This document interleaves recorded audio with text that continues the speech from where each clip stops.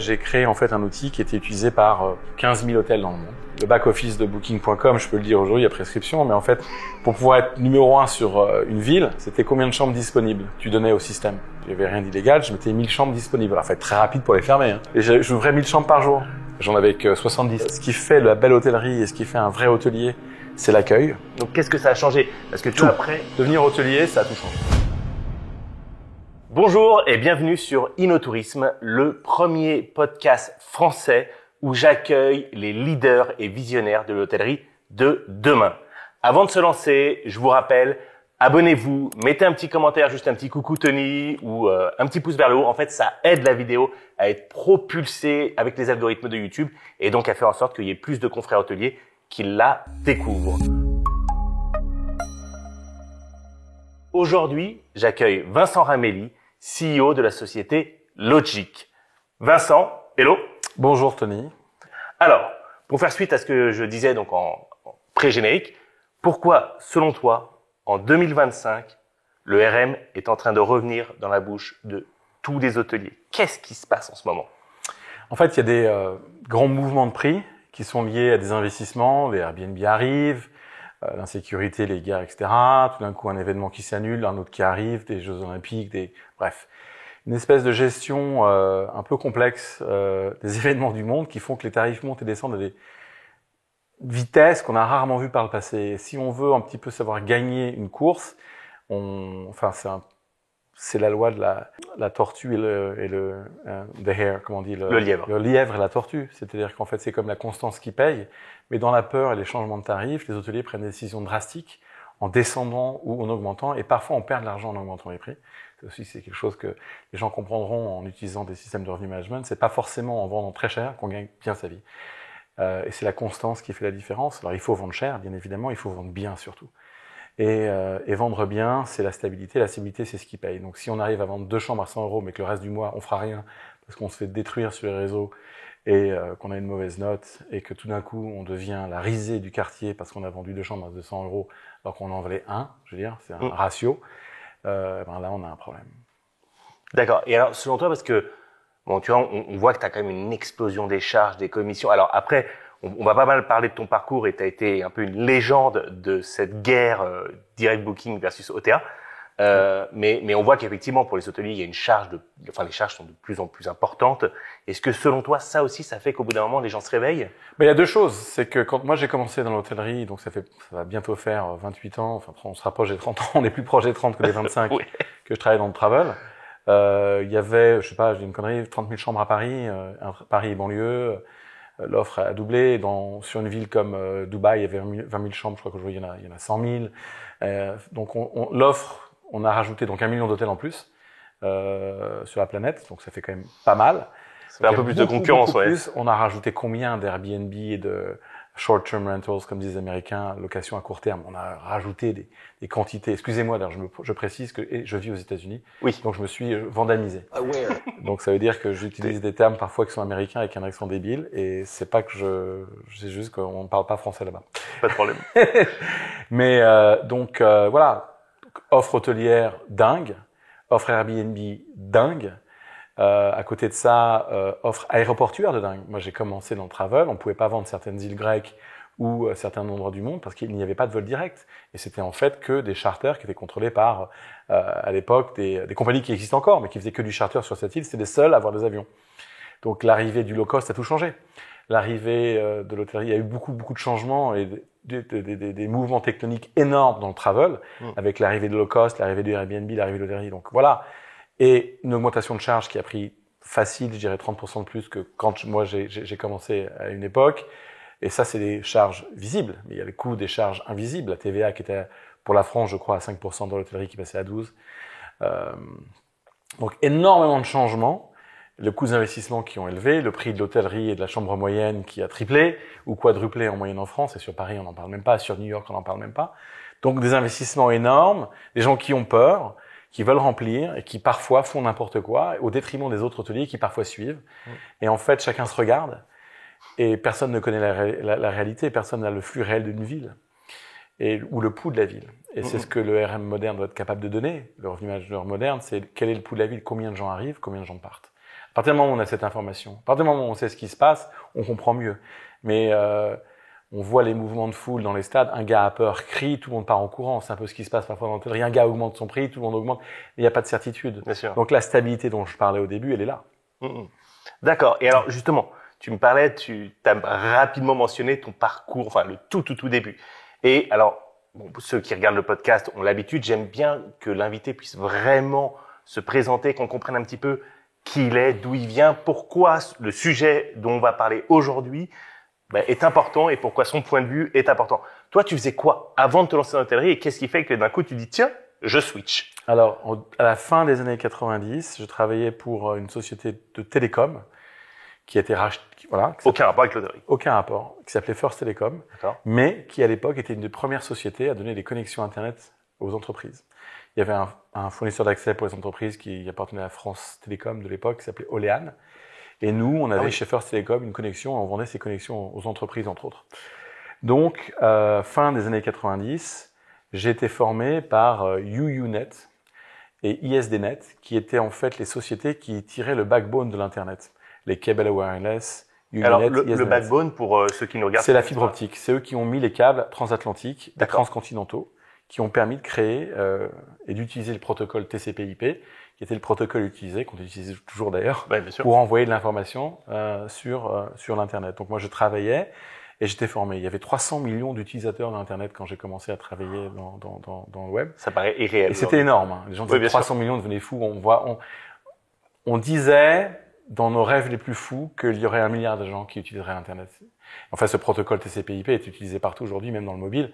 Et voilà, il est utilisé par 7 milliards d'individus aujourd'hui.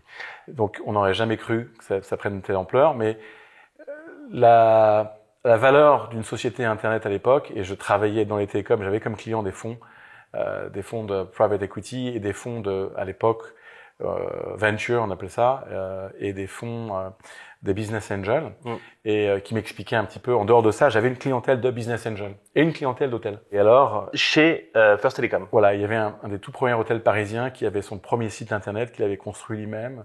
Je parle de ça en 97, il y avait les tout premiers, voilà.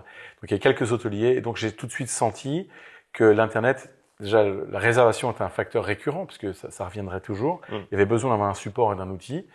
Et je me suis dit à l'époque que les gens qui avaient fait fortune dans la ruée vers l'or n'étaient pas les chercheurs d'or, mais étaient des vendeurs de pelles et de tentes. Et je me suis dit, je vais être un vendeur de pelles et de tentes, je vais faire des sites internet. Voilà. Ok, d'accord. Donc je vois, en fait, dès le début, chez First Telecom, tu es déjà dans toute cette mouvance internet et tu as déjà cette vision de site web. Mais qu'est-ce qui fait, enfin, du site web, tu te souviens de la bulle internet, tout le monde fait n'importe quoi. Pourquoi tu choisis l'hôtellerie? Alors, déjà, j'ai toujours adoré les hôtels. C'est-à-dire que je trouve ces endroits d'accueil, j'ai toujours trouvé ça incroyable et mystérieux de passer, quand j'étais petit ou plus jeune, devant le Meurice, devant le Plaza, devant ces palaces. On se demande toujours comment sont les chambres, qu'est-ce qui se passe derrière, quelle est la vie d'un hôtelier, enfin bref.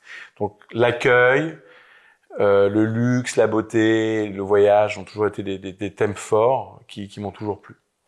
Mes héros étaient toujours des gens qui voyageaient, toujours des gens qui faisaient des aventures. Tous les romans que j'ai jamais pu lire, il y a toujours un gars qui bouge et qui va quelque part et qui découvre quelque chose, donc il va dans un hôtel. Donc ça, c'est un point important. Deuxième point, c'est que l'hôtellerie, la réservation, il y avait des facteurs récurrents. C'est-à-dire qu'on a besoin tout le temps de réservation puisqu'il faut le remplir.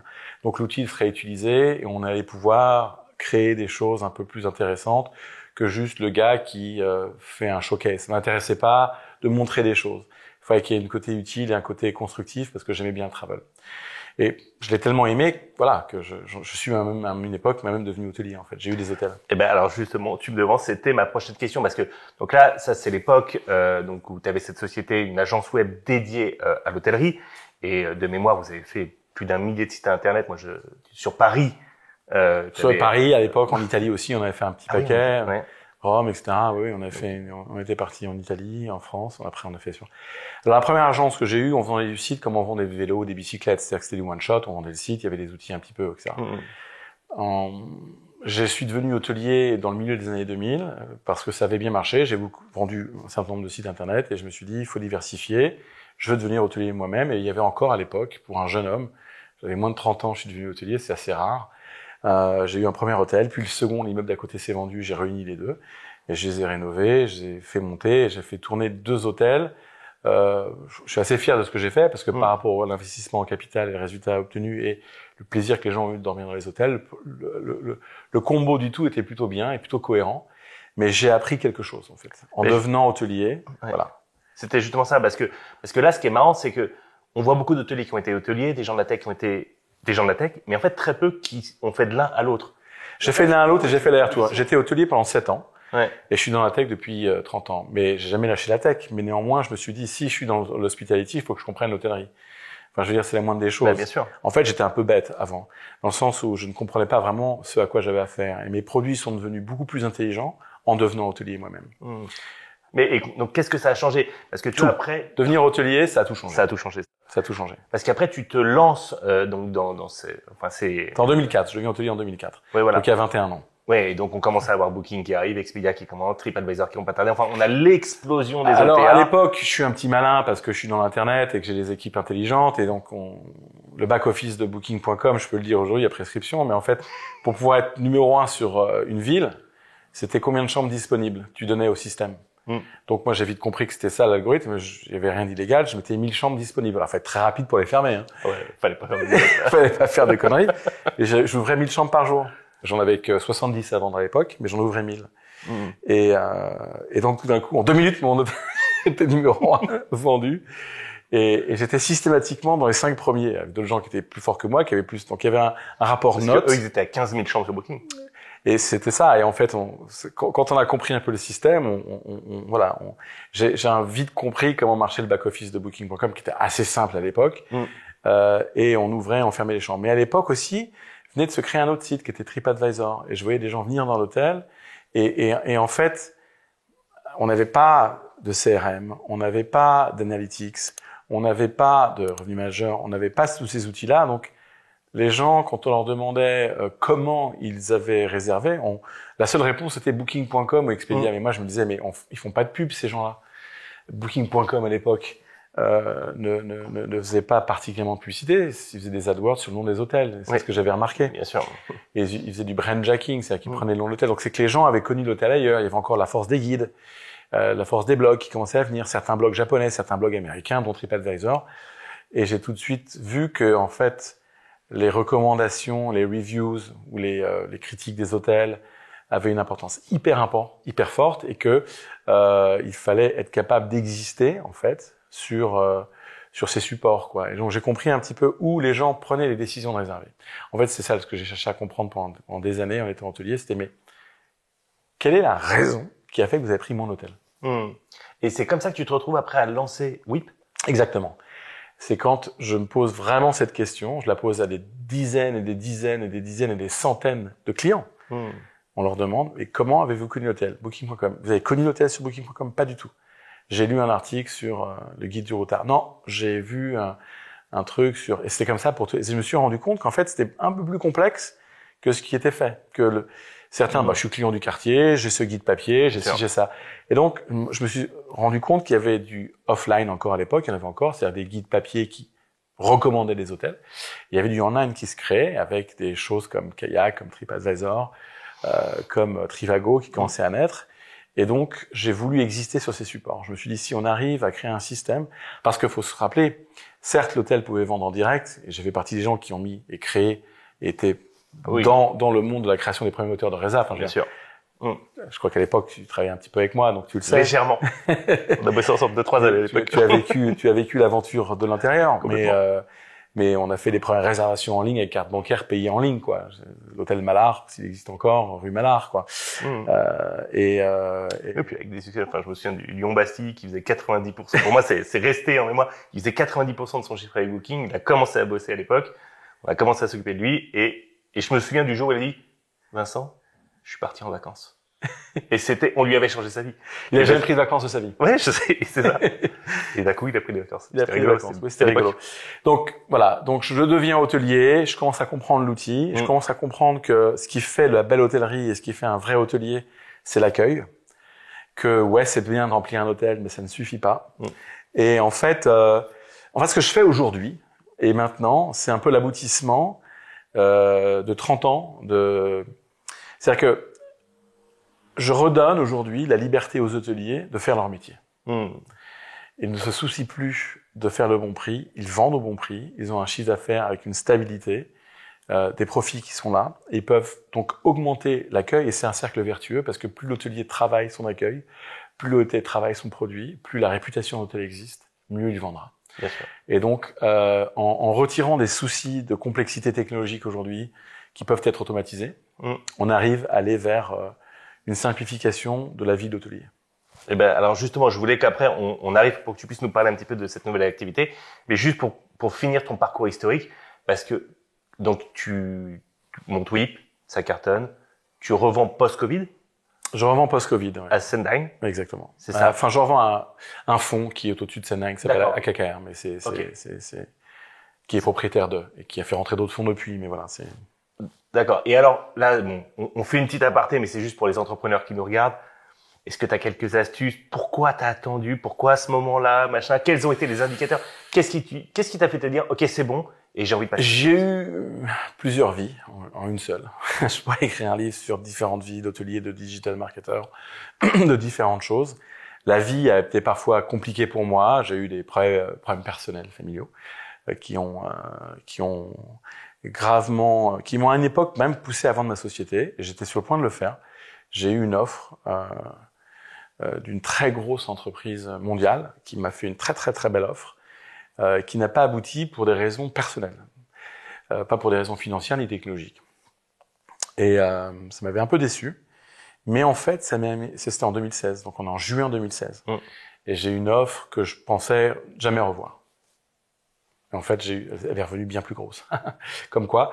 Et donc, qu'est-ce que j'ai fait? J'ai créé en fait un outil qui était utilisé par 15 000 hôtels dans le monde, sur plus de 110 marchés. Et la France, qui était mon métier initial, le produit là où j'ai commencé ne représentait plus que quelques pourcentages, faibles pourcentages du chiffre d'affaires, qui était devenu mondial. Et on s'en était pas rendu compte. En fait, notre outil était utilisé par des grands. On avait rendu notre outil à Sabre, à Amadeus à l'époque, à Sendine qui était devenu client, à Triptease qui était un gros grossiste de vente en ligne, ou Sojourn les grosses agences mondiales utilisaient notre système, les grosses chaînes d'hôtels utilisent notre système, et beaucoup d'hôteliers indépendants. Et on a réussi à créer le tour de force, de créer un logiciel utilisé dans le monde. Et en fait, je me suis rendu compte que dans la mesure où on est profitable, dans la mesure où on a une entreprise sérieuse et qu'on peut avancer, il faut pas courir vers la vente absolue. C'est-à-dire que on fait l'erreur parfois de vendre trop tôt une entreprise.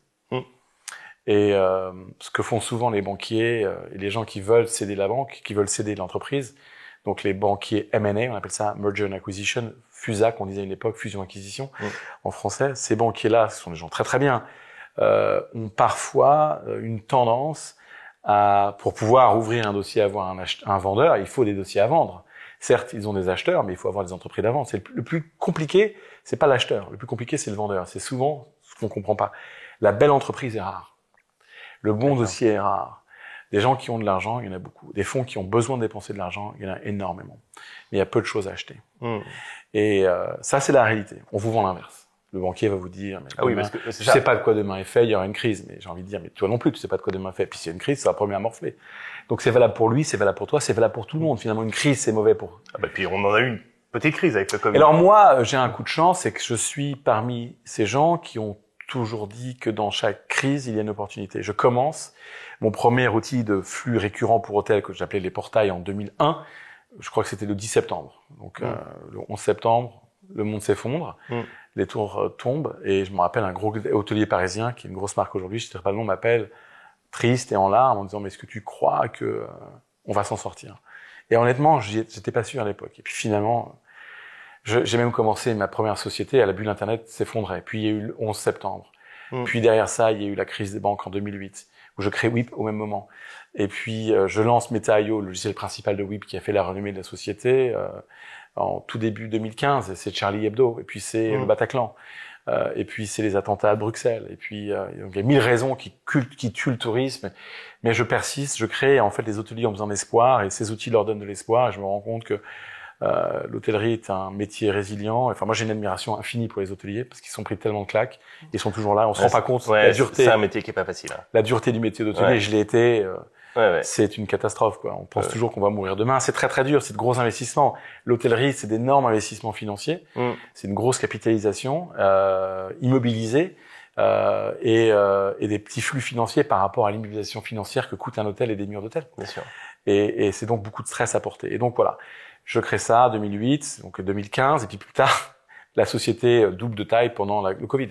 Parce que la solution et parce que différentes choses qu'on met au point avec Google, et à l'époque la plateforme, on vend Google, TripAdvisor, Kayak, etc., à la commission, on crée un produit commission, à très très peu de commission pour les hôteliers, et les hôteliers ont besoin de vendre, et donc tout d'un coup, on a une explosion, et on se retrouve en fin Covid, à la fin 2021, avec, je crois que je rentre dans la crise Covid, j'ai 6 000 hôtels, je sors, j'ai 12 000. Waouh. Ouais. De 12 000, je monte à 15, et à 15, je vends. J'aurais pu vendre à 20 000 hôtels dans le monde. Déjà 6 500 hôtels avant Covid, c'était beaucoup. Hein. C'était déjà C'était déjà pas mal. C'était déjà une belle boîte. Mais voilà, on double la taille de la boîte, on passe à 12 000 hôtels, 15 000, 18 000 hôtels signés avant de vendre. Parce que sur le papier, ils sont pas tous live. Il y a toujours un gros délai de mise en ligne. Et donc voilà. Et donc ce que je conseille moi aux jeunes, c'est déjà pas écouter. Enfin, je veux dire, en fait, il faut être le chef d'entreprise qui réussit est l'homme qui n'écoute que ses clients et lui-même. Mes parents, ma famille, m'ont pas forcément cru. Mon père m'avait dit, tu crois que les gens mettent leur carte bleue en ligne? Ah, ça, j'y crois pas. J'ai eu beaucoup de gens qui n'y ont pas cru à travers le temps et beaucoup de concurrents qui m'ont démoralisé. Parfois des concurrents qui m'ont aidé aussi. Hein. J'ai eu des concurrents qui sont devenus des partenaires, donc il y a tout dans ce monde-là. Mais à la limite, les concurrents, c'est peut-être sain. C'est sain la concurrence, parce qu'on vit le même stress. Mais voilà, chercher à avoir un conseil externe, en fait, c'est peine perdue. Et il faut pas écouter le bruit du vent. Quoi. Il faut avancer. Ça, c'est le seul truc que je regrette, c'est que j'ai trop écouté le bruit du vent parfois. C'est m'a ralenti. Et ensuite, les bonnes idées, si tout le monde en avait, tout le monde, il y a des startups partout dans le monde, et voilà.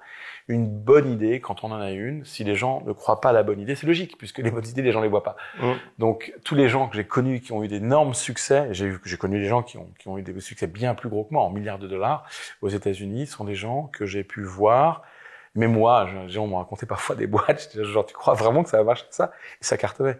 Donc il faut y croire soi-même, et il faut voir la lumière soi-même, et écouter ses clients. Et en général, les plus grands conseils que j'ai jamais pu avoir dans le domaine du business sont venus de mes clients. Oui, bien sûr. Les utilisateurs. Ouais, c'est ça. Et ensuite, trouver un ou deux utilisateurs clés qui vont utiliser l'outil à fond.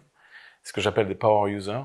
Et ces gens-là, quand vous avez cette relation qui se crée avec eux, ils ont envie de voir le truc plus loin parce qu'ils en bénéficient. En fait, vous travaillez avec eux, vous créez un produit avec eux, ils en bénéficient. Mais aussi, ils vous font bénéficier de leur savoir-faire, de leur utilisation, et parfois de très très bonnes astuces qui vous permettent aussi de devenir un meilleur entrepreneur. Bien sûr. Donc, lors d'une entreprise, c'est ses clients. C'est le point essentiel, c'est ses clients, et on doit absolument écouter ses clients et suivre et ne pas écouter le vent. Voilà. Et si on fait ça, je pense déjà, c'est déjà pas mal. C'est déjà un bon conseil. C'est un très bon conseil et c'est parfait. Alors, justement, donc, tu revends, nouvelle aventure, nouvelle histoire, tu prends la tête de la société Logic, tu te tournes vers le revenu management. Comment tu te dis, tiens, c'est ça? Alors, ça, le parcours que j'ai, le parcours que j'ai, c'est le parcours d'un homme qui vient du digital, qui se lance dans l'hôtellerie, qui réussit dans l'hôtellerie, qui avance l'hôtel pour créer Whip, et qui a une espèce de parcours et les gens avec le fonds avec lequel je travaille aujourd'hui, qui est mon partenaire, dans lequel je suis associé dans cette société Logic, mais mon investisseur principal est un fonds new-yorkais. Les gens qui ont créé ce fonds-là ont créé un fonds digital qui aujourd'hui est derrière la plupart des sociétés du digital hospitality qui marchent très fort. D'accord. Et en même temps, on crée un autre groupe des années auparavant, et ils ont réussi sont passés de 1 hôtel à 850 hôtels aux États-Unis. Pas mal. Et donc ils avaient ce même parcours de gens qui étaient hôteliers d'un côté, et puis voilà. Et donc ils ont séparé le tout, on a grossi, ils font voilà. Et on est vraiment une entreprise à part.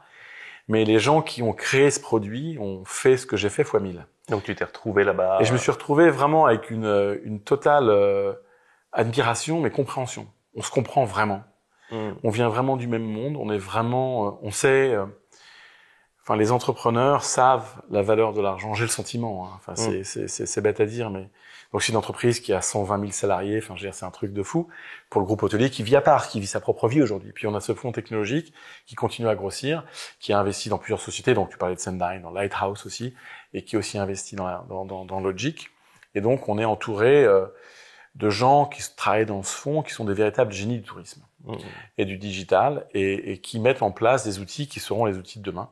Et j'ai eu envie de travailler avec des gens qui pensaient pas juste à une ville, un pays. J'ai fait une très bonne carrière en Europe et aux États-Unis, mais voilà, ils l'ont eu dans le monde, ce succès, et c'était un honneur que de travailler avec ces gens-là tous les jours. J'apprends tellement, et en même temps, j'ai beaucoup à leur apprendre aussi, Forcément. parce qu'il y a aussi des choses qu'ils ne savent pas faire, et donc je crois comprendre vraiment le travel. C'est un monde à part. Les gens qui sont soit dans le digital ou dans l'hôtellerie, aujourd'hui d'ailleurs, il y a beaucoup de mouvements entre les deux. On voit des directeurs d'hôtels qui dirigent l'entreprise, des anciens directeurs d'entreprise qui se mettent dans l'hôtellerie. Et en fait, c'est vraiment un écosystème, c'est un tout petit monde de gens passionnés qui comptent pas leurs heures. Et Paris a été là où j'ai commencé, c'est la ville, c'est le diamant sur la couronne du tourisme, c'est sur la tiare du tourisme, c'est vraiment le gros diamant, c'est Paris, quoi. C'est une ville absolument incontournable, si ce n'est la ville la plus visitée au monde, mais c'est surtout une ville incroyable. Et avoir fait ses armes à Paris, on apprend beaucoup. Et en fait, voilà, c'est le fait de venir ici, on vend dans le monde entier, on a beaucoup de clients aux États-Unis, mais le fait de créer un bureau à Paris, de se dire que la France devient un marché important, c'était logique pour moi d'y retourner, de vivre ici, enfin de revenir à Paris. Voilà, je vis pas ici, mais j'ai des équipes, d'être là, à faire des allers-retours, et la France est un pays de génie. Moi, j'ai des salariés partout dans le monde, et les plus efficaces. Je sais que souvent on entend râler les Français, ouais, les 35 heures, machin, mais en fait non, je vais dire un truc. Les plus efficaces de tous mes salariés que j'ai jamais pu avoir dans le monde ont souvent, pas toujours, mais souvent, un gros pourcentage étaient des Français.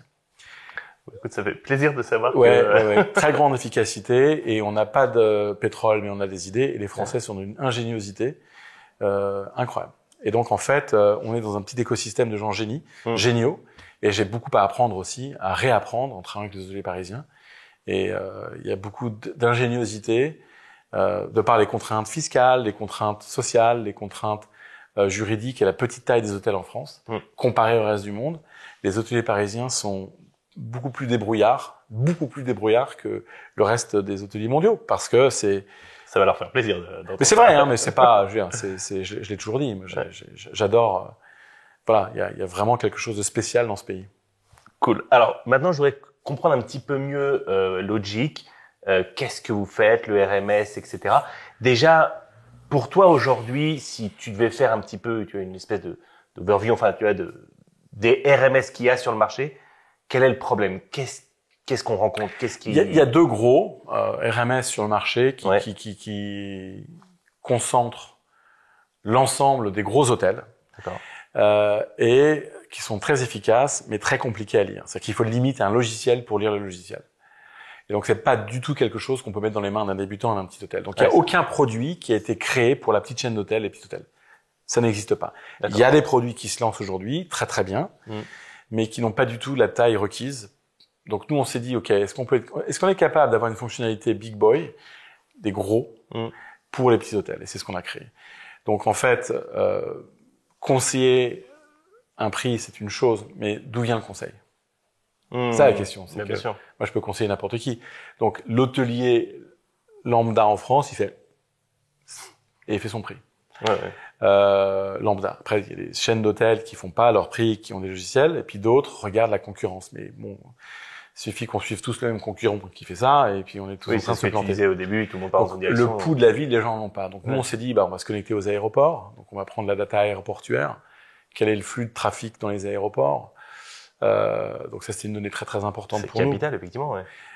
Les arrivées d'avions, c'est quand même 80% du trafic. Alors, il y a il y a les gares aussi, et on est vraiment en train de travailler durement pour connecter le trafic ferroviaire et savoir ce qui arrive dans les villes. Et puis plus tard, les locations de voitures, qui sont aussi un signe du pouls qui arrive dans certaines villes où il y a peut-être une voie éloignée ou qu'un aéroport.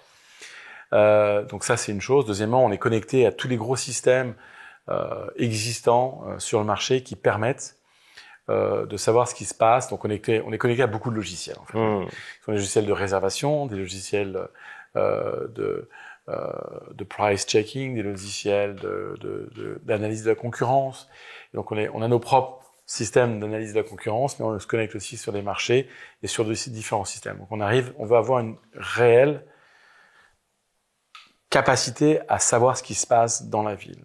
Et ensuite, il y a ça, la ville, c'est le grand marché. Et puis, il y a les micro-marchés par ville.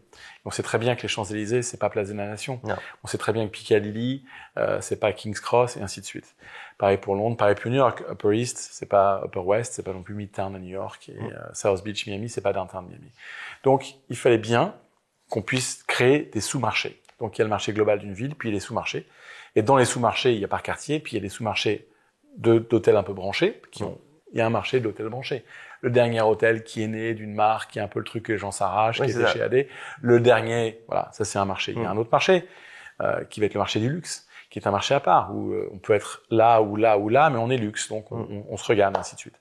Donc il faut être capable de comprendre ces marchés, d'avoir une vision réelle du micro-marché. Et ensuite, il faut comprendre l'hôtel et sa façon de gérer son prix. Parce que moi, je peux recommander les choses, mais si je ne comprends pas à qui j'ai affaire, je vais recommander des choses qui sont systématiquement refusées. Donc, on a ajouté une part d'intelligence artificielle au système pour être capable d'analyser et de comprendre les fonctionnalités de l'hôtel, être capable de comprendre comment l'hôtel est géré, et aussi de voir comment on peut améliorer le conseil. D'accord ? Donc, parmi les choses que l'on fait aujourd'hui, de bien, c'est qu'on fait pas juste du revenu management, on fait aussi de la business intelligence. C'était justement ma prochaine question, parce que là, tu me parlais de tout un tas de données, de connectés, etc. Mais en fait, c'est super d'avoir les données, mais en fait, si tu injectes pas ça dans un BI derrière pour pouvoir analyser et voir, ça ne sert à rien. Exactement. Donc, une donnée est importante dans la mesure où elle est comparée à quelque chose. Si je te dis Schmutz, tu vas pas comprendre. Mais si tu comprends que Schmutz se compare à Schmatz et que Schmatz c'est $2, tout d'un coup tu dis ah d'accord. Donc j'ai dit Schmutz, donc j'ai $20. C'est ça. Voilà. Donc une donnée seule ne veut rien dire. Elle doit être comparable, donc quelle qu'elle soit. Et l'intelligence, c'est aussi l'aptitude à comparer les données. Et donc, les outils de RMS, les gros outils de RMS sont souvent reliés à des outils tiers de business intelligence dans lesquels on va prendre un fichier, on va l'importer, et ensuite ils vont, ce que disent les Américains, ils disent slice and dice, qui veut dire couper et recouper l'information, de façon à tirer où est-ce que je perds mon chiffre d'affaires. Parce que c'est bien beau de faire un prix, mais la business intelligence et le bon revenu management, c'est la capacité de dire, mais tes singles le samedi, tu les vends pas assez. T'as un problème sur tes doubles pendant la semaine. En fait, tes quadruples, c'est 50% de ton hôtel, mais les familles viennent pas parce que, donc ça améliore un bon système de RMS. Quand on arrive à réellement avoir de la bonne business intelligence et de montrer ce qui ne va pas dans l'hôtel, on est aussi capable d'améliorer la commercialisation globale de l'hôtel et son écosystème et de dire, bah oui, mais peut-être qu'il faut, voilà. Et alors, ensuite, nous, comme on a toute cette information sur une ville, on est aussi capable de montrer à l'hôtelier, de lui dire, mais en fait, ce qui se passe, c'est simple. C'est que on peut montrer là où le marché vend par rapport à l'hôtel. Donc, on dit, voilà, le marché est ici, vous êtes juste en dessous du marché parce que votre corpo est trop faible, ou vous faites trop de ventes en direct, ou trop d'OTA, ou pas assez d'OTA. Et donc, ça peut être un moyen d'améliorer sa commercialisation, aussi de connaître sa force. Ça, c'est une chose que j'apprends aux gens, que moi j'ai appris moi-même en créant des entreprises et en vendant, c'est que souvent on connaît pas la force des entreprises et on se plante complètement. Si tu m'avais demandé il y a 10 ans quelle est la force de Weep, qu'est-ce que fait Weep, je t'aurais dit des choses qui ne seront absolument pas les raisons pour lesquelles j'ai pu grossir l'entreprise et la vendre. J'étais à côté de la plaque et le fait d'avoir fait appel à des gens externes qui ont analysé mon entreprise, qui l'ont regardé de près, ils m'ont sorti des choses que j'avais aucune idée. Et en fait, la data est importante. Et donc, l'hôtelier, parfois, il n'a pas de recul. On est persuadé de savoir ce qui est, voilà. Je donnais souvent cet exemple dans le passé, mais souvent, tout le monde est concurrent du Georges V. Mais parfois, on a des hôtels palaces qui sont palaces dans une ville, qui veulent se comparer aux plus grands des palaces de la ville. Mais non, c'est pas du tout le concurrent. Leur concurrent, il est à l'autre bout de la ville, c'est un hôtel branché. Et on est aussi capable, nous, de dire, voilà, vos concurrents, selon nos analyses, selon l'intelligence artificielle, voilà ce qui se passe. On pense que vous êtes, voilà, faut regarder cet hôtel, voilà. Donc, on peut aussi savoir à qui on se bat. On améliore le combat, on améliore le produit, on connaît ses forces, on les renforce, histoire de les garder, faire en sorte de pas être copié. Et donc voilà. Et donc il y a la business intelligence met en couleur la commercialisation de façon incroyable. Ouais. Et J'ai souvent utilisé cette analogie, mais là, elle est réellement vraie, c'est que vous allez pêcher avec un radar, quoi. Oui, tu vas pas pêcher au pifomètre. Mais c'est marrant ce que tu me dis, parce que tu sais, en marketing, t'as cette loi qui dit que l'idée est l'ennemi du marketing et qu'en fait, l'allié du marketing, c'est juste l'observation. Ouais, c'est que tu peux avoir plein d'idées, c'est super. Mais en fait, c'est l'observation qui détermine l'idée, c'est exactement. Il y a une réunion très connue des fondateurs de Google qui ont rencontré, je crois que c'était le patron d'Ogilvy, qui était une des plus grosses agences mondiales. Et lui, il a dit, ça fait 100 ans qu'on vend au monde des campagnes, on sait pas tout ce qu'on fait. et vous allez tuer la publicité. Et ils ont tué la publicité. Ils ont tué, puisque maintenant, tu fais de la pub que par Google, Meta, exactement, etc. mais les gens, c'était au pifomètre. Alors, il y avait des génies dans ce pifomètre. Il y avait des mecs incroyables. Les gens qui ont le feeling. Qui avaient le feeling, qui étaient capables de sortir des pubs, mais il y avait le côté créatif, donc il fallait être créatif dans la pub. Mais il y avait aussi tout le côté de canal de diffusion, tout le côté, ce qu'on a souvent, on parle toujours du gars qui a trouvé le slogan. Ouais, mais le gars qui a trouvé le fait de faire des panneaux publicitaires, qui a convaincu TF1 de faire de la publicité ou CBS, c'est des gens très importants aussi. Donc il y avait aussi les canaux de distribution, les heures de distribution, à qui on parlait, comment on parlait. Donc il y avait une science derrière la publicité, mais il disait que c'était du 50-50. On savait à 50% ce qu'on faisait, on savait pas à 50% ce qu'on faisait. Vous savez, vous, à 100% dans le digital. Et c'est vrai. Nous, on sait dans le digital, et moi j'ai fait une plateforme publicitaire parce que finalement, Meta.io, qui est une DMP chez Sendine, c'est quoi? C'est une énorme plateforme publicitaire. Bien sûr. Qui avait jusqu'à, on était 10 connexions par seconde, quoi, sur la plateforme pour changer les tarifs. C'est fou. Et alors, juste parce que là, alors je regardais, je me suis renseigné quand même un petit peu sur Logic, il y a toute une partie qui s'appelle Market IQ. Oui. Market IQ, c'est ce dont tu me parlais, cette Absolument. analyse du marché. Complète. Analyse complète du marché, de la vie, de ce qui se passe. Avec et de la concurrence. Aéroport, etc. Donc, nous, on parle à 2 personnes dans l'hôtel. On va parler aux propriétaires, aux dirigeants de l'hôtel qui ont besoin d'avoir certaines métriques, certains graphiques pour comprendre. Et moi, je l'ai été et je sais vraiment ce qu'il faut donner à ces gens-là. Donc, on leur parle. Et puis après, il y a les gens qui font le métier. Le métier de revenu manager, c'est un réel métier sérieux. C'est un truc de génie. Sacré métier. Ouais. Non, mais les revenu managers, les gros avec lesquels je travaille, sont des véritables génies. Bien sûr. Enfin, si moi j'avais eu 10% de leur connaissance, j'aurais tellement fait mini. Étant marketeur, je me serais vendu beaucoup plus aux entreprises. Mais il y a vraiment des gens, voilà, très très compétents. Et il faut être capable de leur donner l'outil pour gérer le prix, mais il faut en même temps être capable de donner au management le pouls, ce qui se passe sur le marché, ce qui se passe dans la concurrence et ce qui se passe chez vous. Bien sûr. Et donc, en un clin d'œil, on explique au directeur, à la direction d'hôtel et au RMS, ce qui se passe sur le marché, ce qui se passe chez leurs concurrents, et ce qui se passe, et où on se positionne vis-à-vis de chacun, comment on se positionne, et surtout ce que eux font différent de nous. Ça, c'est génial. C'est extraordinaire. Donc, c'est un outil d'observation extraordinaire. Extraordinaire. Pour savoir ce qui se passe. Ouais, et alors toi, selon toi, on va où?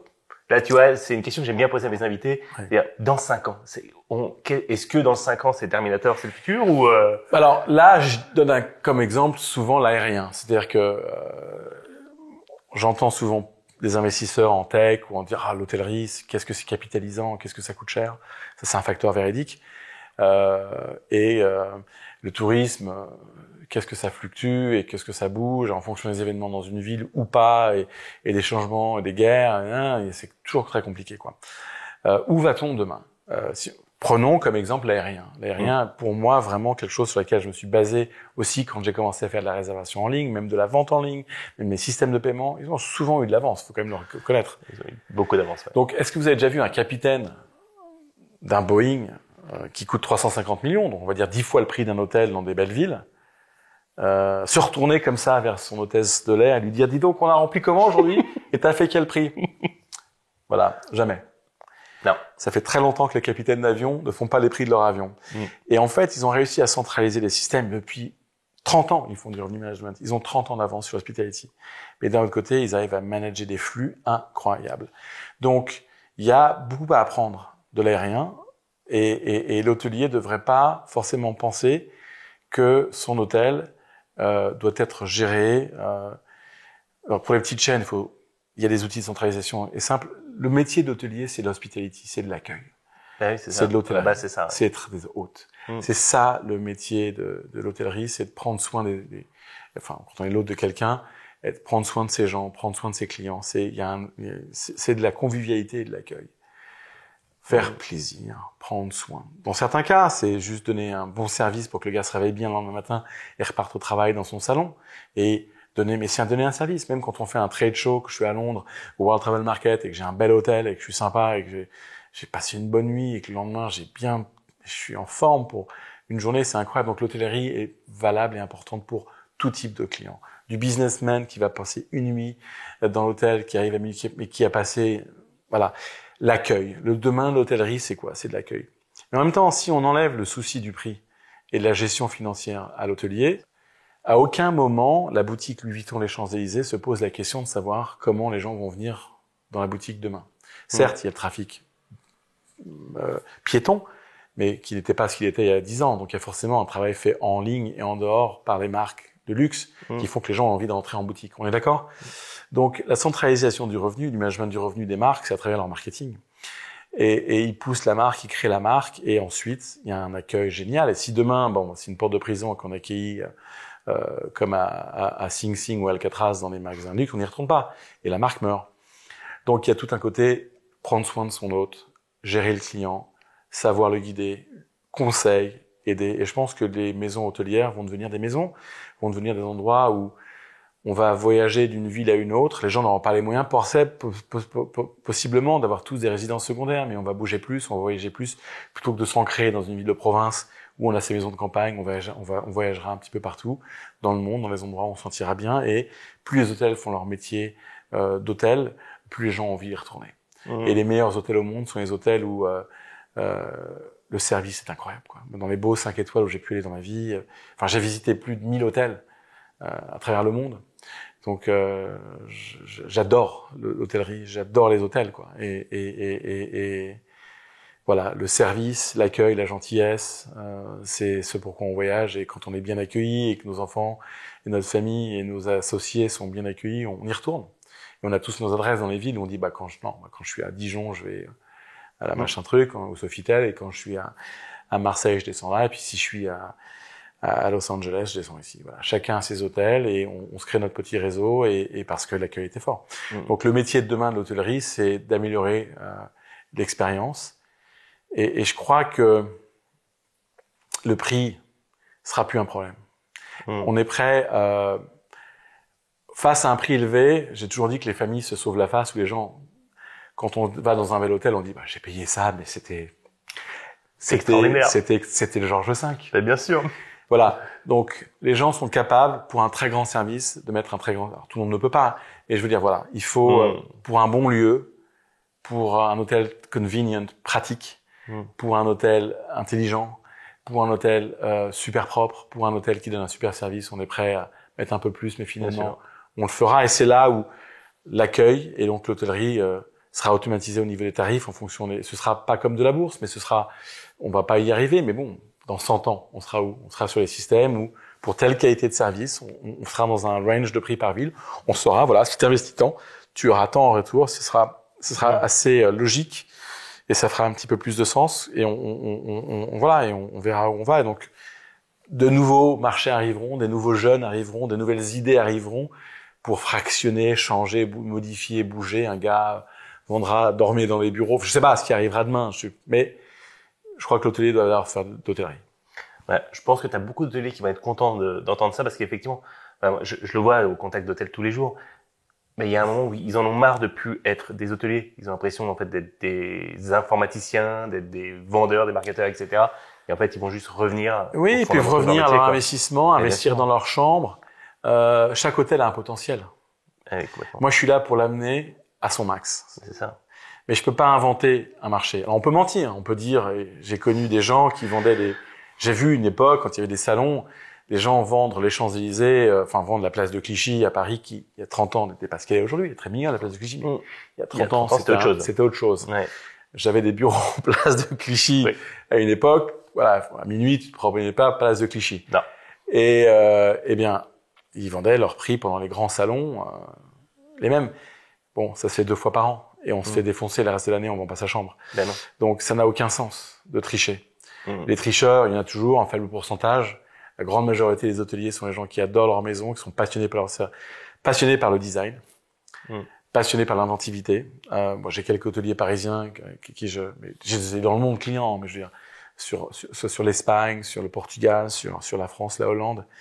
J'ai eu des très très belles maisons avec lesquelles j'ai travaillé, des gens intelligents comme Citizen M, Michael Levy qui a fait cette chaîne. J'ai commercialisé à travers Metaio ce mec ultra techno qui a fait une chaîne d'hôtels pas possible, ou quelqu'un qui est, pour moi, il y a deux personnes sur le marché parisien qui ont fait beaucoup pour le marché parisien ces dernières années. C'était d'abord Philippe Bors et Elegantia, évidemment, qui était le premier à faire du boutique hôtel dans les zones absolument dingues. Et on se disait, mais ça marchera jamais, mais ça a marché. Qui a été copié par la suite, beaucoup copié. Puis des gens qui ont fait des hôtels lifestyle dans un style très décalé, avec un tout nouveau design comme Adrien Glohagen du groupe Touriste. Voilà. Et après, il y a plein de gens créatifs sur le marché parisien que j'adore, avec lesquels je travaille depuis des années, qui sont des gens très proches. Mais il y a une inventivité. De Paris est né le concept du boutique hôtel. Le nom est américain, l'inventeur c'est Morgan's Hotel, d'accord, mais il n'y en avait pas à part les siens. Celui et ceux qui ont commencé à faire des choses très sympas, les premiers boutiques hôtels de Paris, ça a été un de mes premiers clients, l'hôtel Sainte-Beuve à l'époque. Je parle de ça il y a 30 ans. Tu m'as renvoyé là. Je te renvoie il y a 25 ans l'hôtel Sainte-Beuve, qui était un tout premier, ou le premier hôtel design de Paris, qui était l'hôtel Pergolèse, qui était un hôtel design. Il y en avait deux à Paris. Il y avait le Bel-Ami, il y avait le Pergolèse. C'était ça. Sûr, ouais. Il y avait pas grand chose sur ce marché parisien. Et donc, ces gens, voilà, il y a des gens très créatifs. Donc, il y a des designers nés, des artistes, des gens qui inventent des concepts. Donc, Philippe est un inventeur de concepts. Adrien est un inventeur de lifestyle. Je dois oublier plein de gens, des architectes dont j'ai oublié les gens, dont j'ai oublié les noms. Voilà, Paris est plein de légendes hôtelières, de familles qui ont fait des choses absolument remarquables et des hôtels absolument incroyables. Le François Ier, qui était aussi un des premiers hôtels super boutique luxe dans un quartier très sympa, décalé d'une rue, et quand il s'est ouvert, c'était pas commun. Aujourd'hui, il y en a plein des François Ier ou des équivalents. Donc voilà, j'ai vu ces gens faire, j'ai vu ces gens créer, prendre des grands designers et créer des. Donc il y a un côté artistique, il y a un côté créatif, il y a un côté inventif et il y a un côté partage qui est dingue dans l'hôtellerie, parce que finalement c'est partager notre création avec des gens qui vont venir dormir tous les jours, et ça c'est quelque chose d'incroyable, quoi. Et puis parfois les hôtels sont simples. J'ai vu des petits hôtels, comme une dame qui avait un petit hôtel, je me rappelle de ça à 30 ans, tu te rappelles pas, l'hôtel Daguerre qui était rue Daguerre dans le 14e, qui était un truc qui payait pas de mine, mais l'accueil était dingue, ou des tout petits hôtels dans certains quartiers de Paris qui n'étaient pas très très rénovés, mais alors l'accueil, la gentillesse du personnel, les gens se sentaient chez eux. C'est ça. Et donc, le métier d'hôtelier, c'est d'abord de faire sentir, de donner aux gens le sentiment qu'ils sont chez eux. Un monsieur qui était quelqu'un de très important pour moi dans ma vie et dans mon métier était un hôtel qui s'appelle l'hôtel de l'Abbaye, Monsieur de la Fortune. Oui. Lionel et Monsieur de la Fortune, qui étaient deux personnages dingues de l'hôtellerie. Des légendes sur Paris. Des légendes sur Paris qui ont fait de cet hôtel de l'Abbaye un hôtel qui ne se vendait que sur son site internet. Ouais. Et qui arrivait à sortir un prix moyen en direct, qui était absolument dingue, qui n'avait pas d'OTA. Le dernier hôtel, un des derniers hôtels à c'était sur Paris, extraordinaire. Sans OTA, qui était extraordinaire. Eh ben, merci Vincent en plus pour ce témoignage de ton amour de l'hôtellerie, ce petit côté nostalgique qui me fait revivre des moments passés. Pour terminer, voilà, aujourd'hui, quel message t'as envie de donner aux hôteliers, alors particulièrement sur ta nouvelle activité, Logic et le revenu management, etc. Qu'est-ce que t'as envie de leur dire? Que de belles choses peuvent arriver, que des gens qui pensent les innovateurs se reconnaîtront et iront vers cet outil. L'outil n'était pas prêt. On n'était pas capable de donner à l'hôtellerie indépendante un outil efficace. La technologie ne le permettait pas à l'époque. Aujourd'hui, elle le permet. Et on peut donner à l'hôtelier une vision nouvelle de son métier et lui simplifier la vie. Et c'est ce qu'on veut faire. Eh ben parfait. Merci Vincent, c'était passionnant et c'était vraiment agréable de se retrouver à nouveau pour cette interview. J'étais ravi de t'accueillir dans mon podcast. Ravi d'être là. Merci beaucoup. C'était aussi un voyage à travers l'hôtellerie parisienne que je regarde de l'étranger, mais qui est passionnant. Eh ben super. Merci à vous d'avoir regardé ce podcast. Donc si vous aimez l'émission, n'hésitez pas à la like, abonnez-vous, mettez un petit commentaire, faites un petit coucou à Vincent. Si vous aussi vous avez des belles histoires d'hôtellerie et de légendes comme ça, partagez-les en commentaire. Et si vous aussi, vous faites partie des leaders, des visionnaires de l'hôtellerie de demain et que vous voulez passer sur le podcast, contactez-moi. L'adresse email est en description. À très bientôt. Au revoir.